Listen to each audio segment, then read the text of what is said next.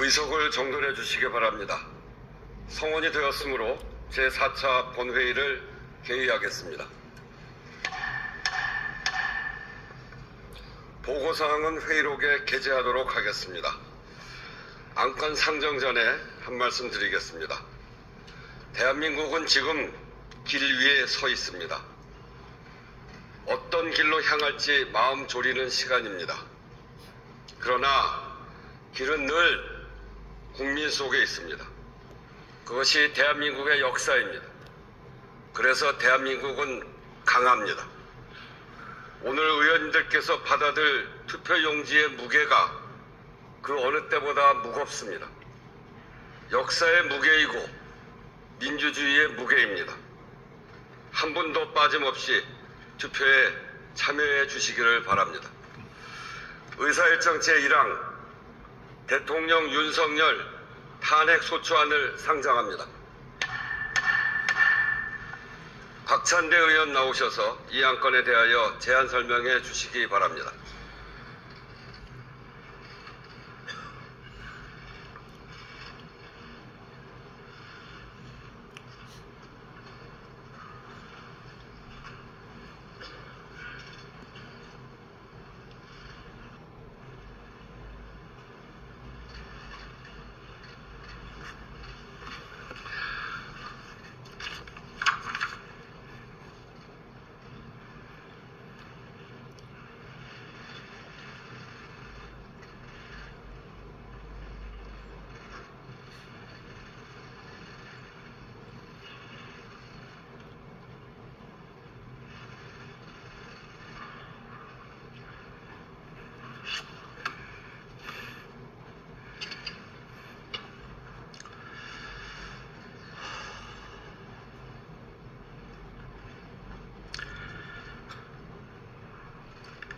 존경하는 국민 여러분, 우원식 국회의장과 선배 동료 의원 여러분, 더불어민주당 원내대표 박찬대입니다. 2024년 12월 3일 22시 30분 대한민국 헌법이 유린당했습니다. 민주주의의 심장이 멈추었습니다. 그러나 우리 국민께서는 골든타임을 놓치지 않으셨습니다. 국회 앞으로 한달음에 뛰쳐나와 맨몸으로 계엄군 차량을 막아섰습니다. 국회를 봉쇄한 경찰에 항의하며 국회의원들과 보좌진의 국회 진입을 도왔습니다. 민주주의의 심장이 다시 뛰도록 심폐소생을 해주신 모든 분에게 존경과 감사의 마음 전합니다. 여러분이 민주주의를 살리고 대한민국을 지킨 주역이십니다. 노벨문학상 수상자인 한강 작가는 소년이 온다를 준비하던 중 1980년 5월 광주에서 희생된 젊은 야학 교사의 일기를 보고 현재가 과거를 도울 수 있는가? 산자가 죽은 자를 구할 수 있는가라는 질문을 뒤집어야 한다는 걸 깨달았다고 합니다. 과거가 현재를 도울 수 있는가? 죽은 자가 산자를 구할 수 있는가? 저는 이번 12.3 비상계엄 내란 사태를 겪으며 과거가 현재를 도울 수 있는가? 라는 질문에 그렇다라고 답하고 싶습니다. 1980년 5월이 2024년 12월을 구했기 때문입니다. 2024년 12월 3일 23시 계엄사령부는 포고령 1호를 발표했습니다.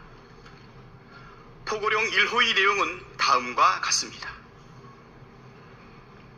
자유대한민국 내부에 암약하고 있는 반국가 세력의 대한민국 체제 전복 위협으로부터 자유민주주의를 수호하고 국민의 안전을 지키기 위해 2024년 12월 3일 20:30으로 대한민국 전역에 다음 사항을 포고합니다. 1. 국회와 지방의회 정당의 활동과 정치적 결사, 집회, 시위 등 일체의 정치 활동을 금한다. 2. 자유민주주의 체제를 부정하거나 전복을 기도하는 일체의 행위를 금하고 가짜뉴스, 여론 조작, 허위 선동을 금한다. 3. 모든 언론과 출판은 계엄사의 통제를 받는다. 4. 사회 혼란을 조장하는 파업, 태업, 집회 행위를 금한다. 5. 전공의를 비롯하여 파업 중이거나 의료 현장을 이탈한 모든 의료인은 48시간 내 본업에 복귀하여 충실히 근무하고 위반 시에는 계엄법에 의해 처단한다. 6. 반국가 세력 등 체제 전복 세력을 제외한 선량한 일반 국민들은 일상생활에 불편을 최소화할 수 있도록 조치한다. 이상의 포고령 위반자에 대해서는 대한민국 계엄법 제9조 계엄사령관 특별조치권에 의하여 영장 없이 체포, 구금, 압수수색을 할 수 있으며 계엄법 제14조 벌칙에 의하여 처단한다. 이와 똑같은 포고령이 44년 전에도 있었습니다. 1980년 5월 17일 밤 계엄사령부는 포고령 10호를 통해 다음과 같은 7가지 세부 조치를 발표했습니다. 가. 모든 정치활동을 중지하며 정치 목적의 옥내외 집회 및 시위를 일체 금한다. 정치활동 목적이 아닌 옥내외 집회는 신고를 하여야 한다. 단 관원상제와 의례적인 비정치적 순수 종교 행사의 경우는 예외로 하되 정치적 발언은 일체 불허한다. 나. 언론 출판 보도 및 방송은 사전 검열을 받아야 한다. 다. 각 대학은 당분간 휴교 조치한다. 라. 정당한 이유 없는 직장 이탈이나 태업 및 파업 행위를 일체 금한다. 마. 유언비어의 날조 및 유포를 금한다. 유언비어가 아닐지라도 전현직 국가원수를 모독 비방하는 행위, 국계와 동일 주장 및 용어를 사용 선동하는 행위, 공공집회에서 목적 이외의 선동적 발언 및 질서를 문란시키는 행위는 일체 불허한다. 바. 국민의 일상생활과 정상적 경제활동의 자유는 보장한다. 4. 외국인의 출입국과 국내 여행 등 활동의 자유는 최대한 보장한다. 본 포고를 위반한 자는 영장 없이 체포, 구금, 수색하여 엄중 처단한다. 1980년 5월의 포고령과 2024년 12월의 포고령은 쌍둥이처럼 빼닮았습니다. 유언비어 날조가 가짜뉴스, 여론조작, 허위 선동으로 대체되었을 뿐 정치활동을 금지하고 언론 출판을 통제하며 집회와 파업과 태업을 금지하며 위반하면 처단하겠다고 밝히고 있습니다. 12.3 비상계엄 선포 소식을 접했을 때 1980년 광주가 떠올랐습니다. 당시 계엄군은 계엄 포고령 위반을 빌미로 수천 명의 광주 시민들을 체포하고 연행하고 구금했습니다. 심지어 학살도 자행했습니다. 그러나 계엄군의 통제하에 놓인 언론은 광주의 비극을 단 한 글자도 보도하지 못했습니다. 민주주의를 위해 저항하는 광주 시민들은 불온한 폭도로 매도됐습니다. 만일 12월 3일 윤석열의 비상계엄에 분개하여 국회로 뛰쳐나온 시민들이 없었다면, 경찰 봉쇄를 뚫고 국회 담장을 뛰어넘은 국회의원의 숫자가 모자랐다면, 헬기를 타고 국회로 난입한 계엄군이 표결 전에 국회의원들을 끌어냈다면, 계엄군 지휘관들과 군인들이 부당한 명령을 적극 따랐더라면 지금 대한민국은 80년 5월의 광주와 다르지 않았을 것입니다. 국회는 포고령의 근거에 강제 해산되고 국회의원들은 계엄군에 체포되어 어딘지 모를 장소로 구금되었을 것입니다. 일부는 고문을 받거나 반국가 세력 또는 체제 전복 세력으로 내몰려 처단되었을 수도 있습니다. 언론사는 계엄군에 의해 통제되고 모든 보도 내용은 사전 검열되고 정부를 비판하는 보도는 단 한 줄도 내보내지 못했을 것입니다. 검열을 반대하는 언론인은 포고령에 따라 처단 대상이 되었을 것입니다. 정부를 비판하거나 계엄에 반대하는 시민들은 영장 없이 체포 구금되어 군사 법정에서 유죄를 선고받거나 처단되었을 것입니다. 의사들과 전공의들은 직업 선택의 자유를 박탈당한 채 병원에 복귀하지 않았다는 이유로 처단되었을 겁니다.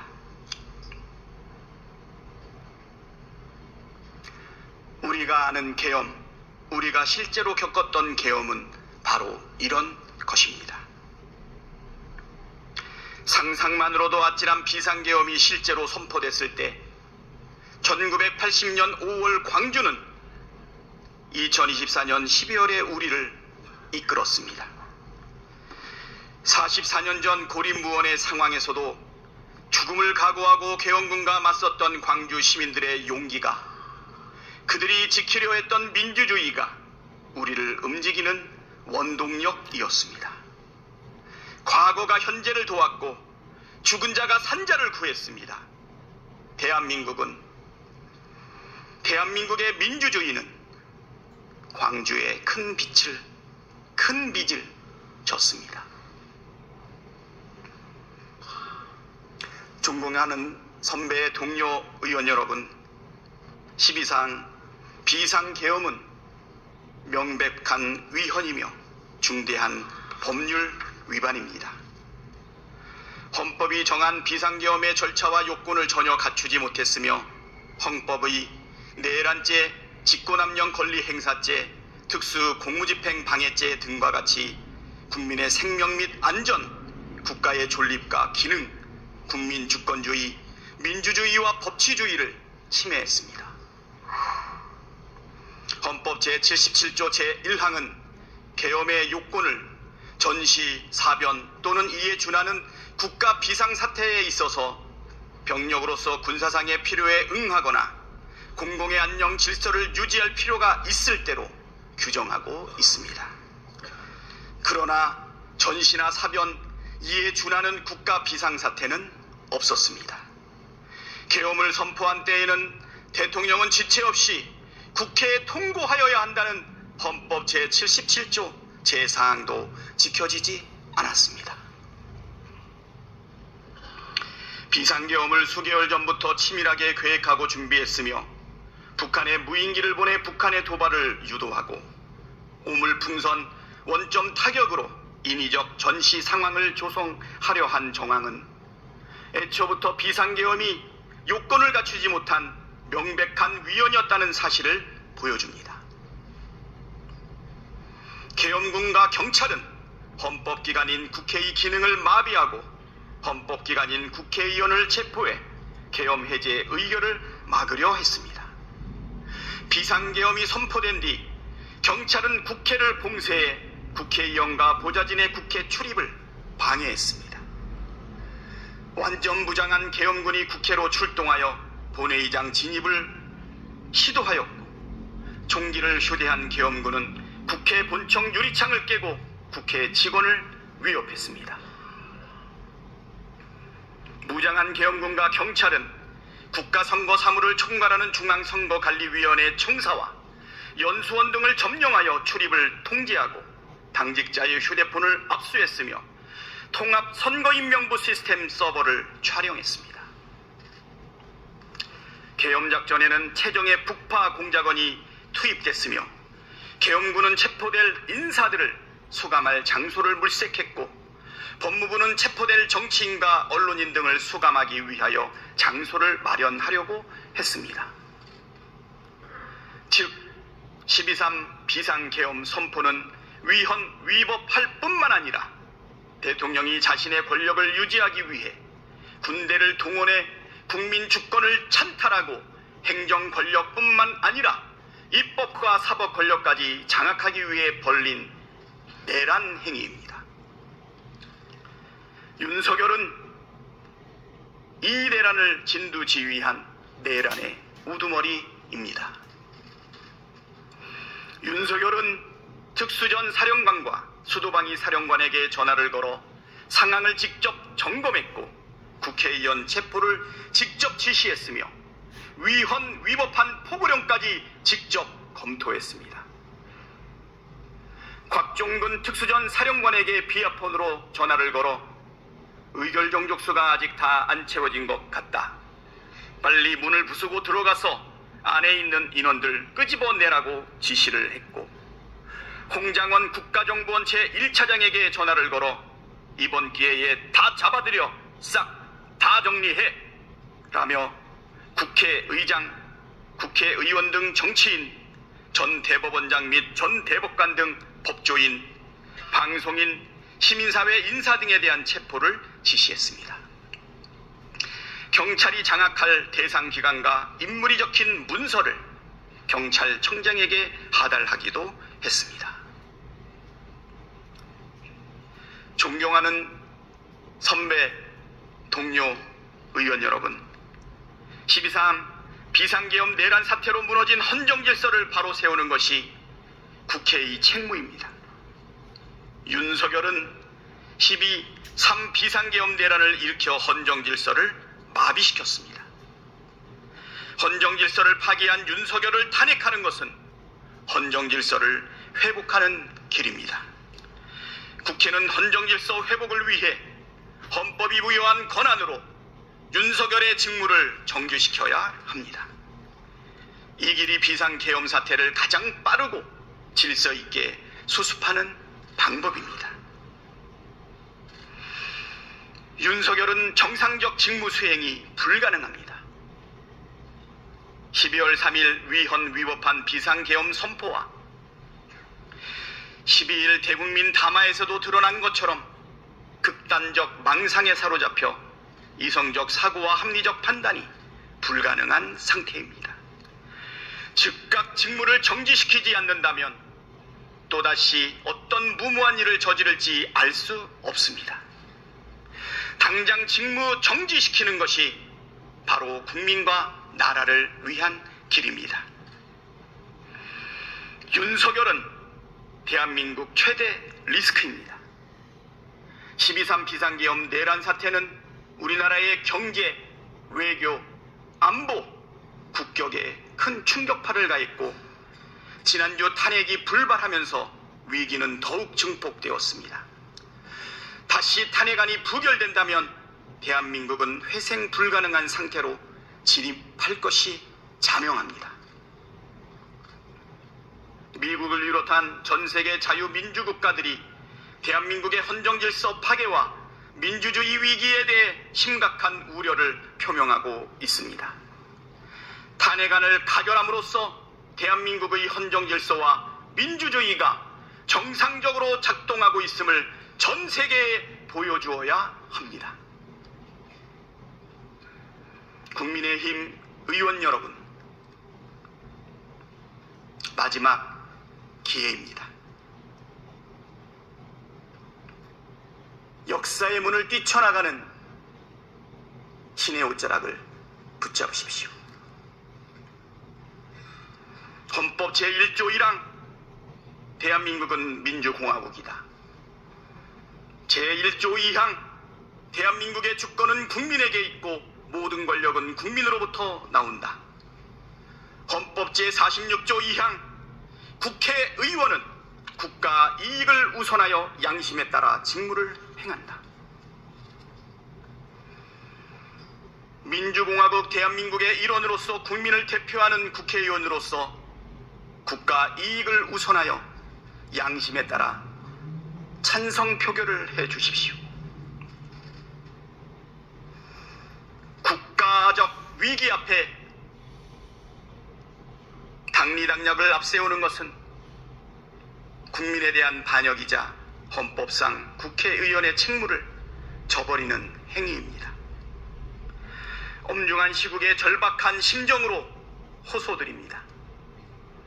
대한민국의 명운이 국회의원 한 분 한 분의 선택에 달려 있습니다. 탄핵에 찬성함으로써 헌정질서를 파괴하는 자는 반드시 단죄받는다는 역사적 교훈을 남겨주시길 호소드립니다. 탄핵에 찬성함으로써 대한민국의 모든 권력은 국민으로부터 나온다는 헌법 정신을 실현해 주시길 호소드립니다.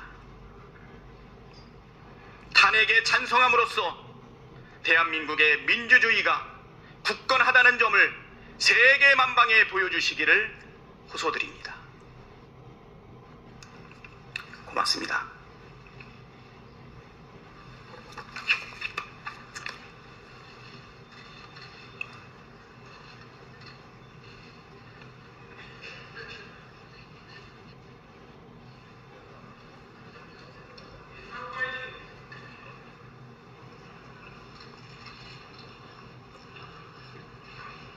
박찬대 의원 수고하셨습니다.